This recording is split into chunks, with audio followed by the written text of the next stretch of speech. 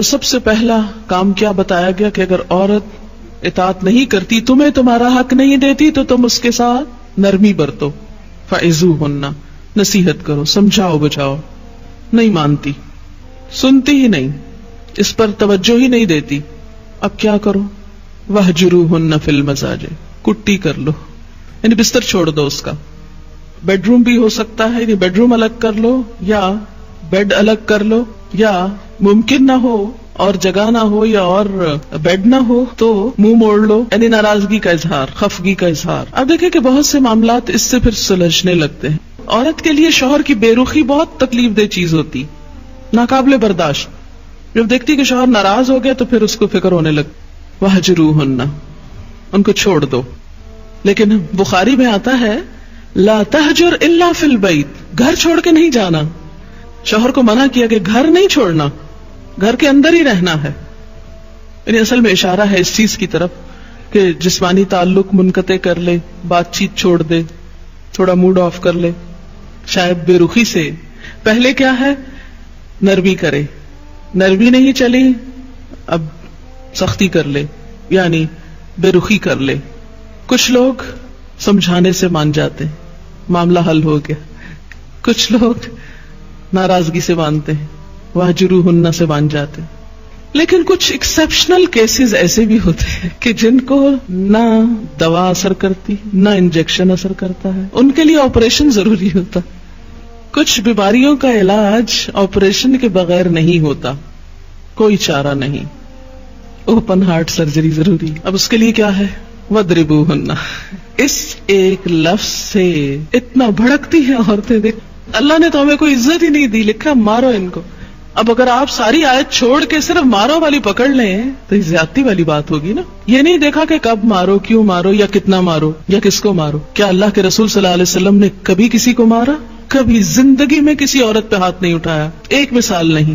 ورنہ اگر یہ اتنا ضروری ہوتا تو آپ خود مار کے دکھاتے. لیکن آپ کی سنت میں ایسی کوئی چیز نہیں ملتی. آپ دیکھیں کہ کچھ بیماریاں ایسی ہوتی ہیں کہ جس میں الیکٹرک شاکس لگائے جاتے ہیں نا، تو یہ ایک طرح سے شاک لگانے والی بات ہے. اور مارنے سے مراد یہ نہیں کہا گیا کہ مار کے ہڈی پسلی توڑ دو. دو چیزیں شرائط ہیں ساتھ. منہ پہ نہیں مار سکتے. نمبر 2، ایسی مار نہیں مار سکتے کہ نشان چھوڑے. یعنی مارنے میں کوئی مار غیر مبرح کا لفظ آتا ہے، ایسی مار نہیں کہ جس میں ان کے جسم پر کوئی نشان آئے. ابن عباس نے اس کی تفسیر کی ہے کہ جیسے مسواک، ٹوتھ برش، ایک پین. اور بعض علماء نے یہ کہا کہ صرف یوں اشارہ، کیونکہ یہ کہا گیا نا ایسی مار نہ مارو کہ چوٹ آئے. یہ حدیث وضاحت کر رہی ہے کہ چوٹ نہ آنے دینا. تو پھر اگر چوٹ نہ آئے تو وہ کون سی مار ہے جس میں چوٹ نہ آئے؟ چوٹ تو آئے گی، لگے گی تو چوٹ آئے گی. تو اس پہ انہوں نے اس کی وضاحت کیا کی کہ اس طرح، یعنی جسے ڈنڈا دکھانے والی بات ہوتی ہے نا، کہ غصے کی انتہا، یعنی مارنے کی بجائے یعنی دکھانا. اور ابن عباس نے کہا کہ صرف جیسے مسواک جیسی چیز کو، یعنی جیسے کسی کو جھنجھوڑنے کے لیے، کیونکہ کسی بھی سخت چیز کو دیکھ کر عورت ایک دم چھٹکا لگتا ہے اس کو کہ اچھا اب ہاتھ اٹھے گا، مار نہیں کھا سکتی. اور پھر اس میں آپ دیکھیں کہ یہ ایک نفسیاتی طور پر ایک اصلاح کا وہ رکھا گیا. اور پھر ایک اور چیز آپ دیکھیں کہ ایک مرد جو اتنا مظلوم ہو، آخر اس کا کتھارسس بھی تو ہونا تھا نا.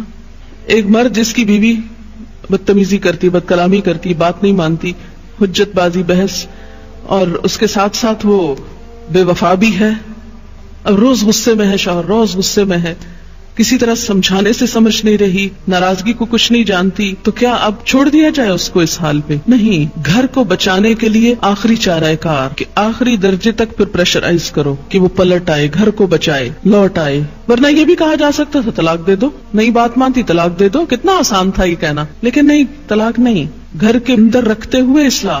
پھر اسی طرح آپ صلی اللہ علیہ وسلم نے فرمایا کہ کوئی اپنی بیوی کو یوں نہ مارے جیسے اپنے غلام کو مارتا ہے. پھر اسی طرح آپ صلی اللہ علیہ وسلم نے مارنے سے منع بھی کر دیا تھا. تو ہوا یہ کہ عورتیں بہت زیادہ دلیر ہو گئیں اور اس پر پھر اجازت دے دی گئی. اور آپ نے ساتھ ہی اجازت دینے کے ساتھ ہی فرمایا وَلَن يَضْرِبَ خِيَارُكُمْ، اور تم میں جو اچھے لوگ ہوں گے وہ ہرگز نہیں ماریں گے. یہ آپ نے خود فرمایا.